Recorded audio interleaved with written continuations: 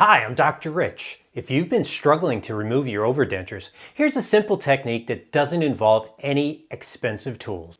I'm going to jump right into showing you how to use the technique, and then we'll talk about it afterwards. All right, so first you take a piece of dental floss. I'm sure you still have some of that lying around the house. Take a piece about 18 inches long. That's about 45 centimeters for my viewers overseas, not in the USA. Pinch the ends in your fingers, spin it down till you have a short piece to work with.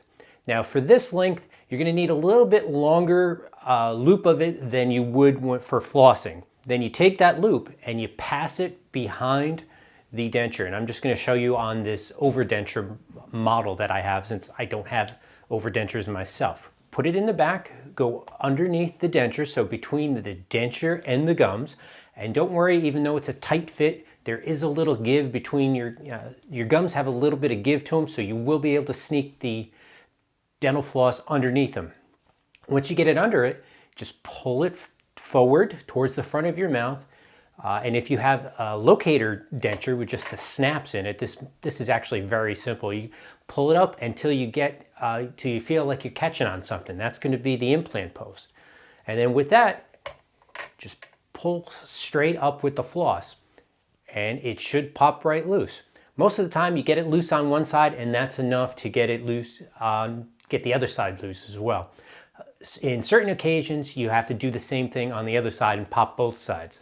And this will work for if you have only 2 implants. If you have 4 implants, this will work. This will even work on bar overdentures if you have one of those. It's going to be a little bit different. I'll show you that technique, but it's roughly the same. So I learned about this technique from a viewer of mine, Don, who has bar overdentures, and he had trouble getting his out, and he came up with this idea. He told his dentist, and he told me, and I was amazed at the elegance and the simplicity of the technique. Just such a simple thing. I wish I had thought of it, but it's all Don that came up with it. So this is useful because you've probably realized trying to remove overdentures in your mouth, especially if you have pretty high strength snaps holding it in, you need to generate enough force to pop that out and to loosen it. And so you try to grab the overdenture. Usually you want to pull it up where those snaps are located, but the overdenture, it's not that easy to grab. Based on the shape, it's going to be slippery because it's in your mouth, it's coated in saliva, and the flanges, the edges of the denture, there might not be any place to actually get your thumb or a finger underneath it to help pop it out. So by doing this, it's using this technique, it'll be much simpler to remove it. Now there are a couple tools. There's an expensive version, there's some generic versions available of tools to help with removing the dentures, and they basically just look like almost like a little plastic pry bar. Yeah, it's got a little hook on the end of it. The idea is to use that tool to get it underneath the flange, the edge of the denture, in the area of where the snaps are, and then that way you can kind of push up on it. Again, for some people it works very well. For others, there may not be enough space to get this plastic tool, the pry bar, underneath it, and also the flange itself. The shape of it may be such that right where you need to put the tool near the snap, it might not be able to catch it there, and you have to move it over to one side or the other, and then you're prying on it not in line with the snaps, and that makes it more difficult to remove. And also, if you don't get the tool in the right position and it slips, you could end up jabbing yourself in the cheek, roof of your mouth, and that's not fun. But if you're interested in trying these out, seeing if this will work for you, I'm going to leave some links down in the description, both for the name brand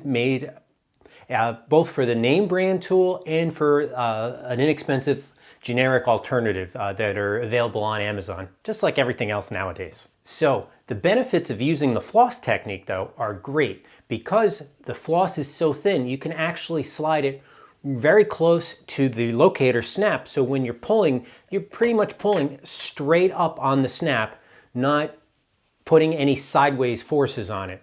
Now that's great because it's going to keep the snap from wearing as much.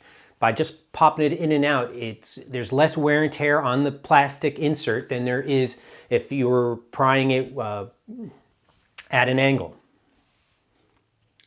And since you're using both hands to do this, to pull up on the dental floss, you actually have a lot of control. So you don't need to move it very far, tenth, quarter inch, a little bit, 5 millimeters, not even, just to get the snap to loosen. And then the worst case that can happen with this is when you're trying to do it, the floss will break. Not a big deal. You're still holding on to both ends of it. Just get a new piece of floss and start over. Now this, as I mentioned before in the beginning, this technique will work with a bar overdenture as well. Just depending on the, it'll work no matter what kind of bar design you have. Some may work a little bit better than others. So you work it, get the floss underneath it, slide it forward. So on this model that I have, the bar, it's just a generic bar. There's actually a lot of space to it. So with this, you can even slide it all the way up to where the bar attaches to the implant. And then again, you just pull up on it, it'll loosen. On certain people may have bars that go flush all the way down to the gum line, so there may not be enough room. So you just need to get the floss in an area where you can work it and put that upward pressure on it, and it'll help you remove the denture. So thank you all so much for watching. I hope this video is helpful.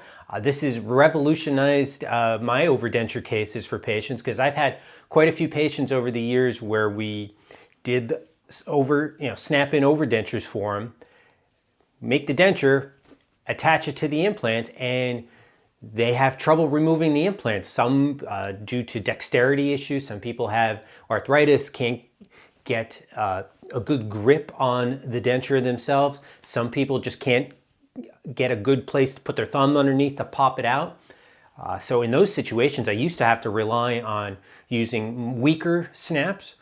In some cases, I've even used just the black processing snap. So the black ones don't have any retention. So instead of having, they have 4 implants, but I'll only have snaps on 2 of the implants so they can remove it. Now with this technique, I can show them how to do it, and they'll be able to remove their overdenture very simply.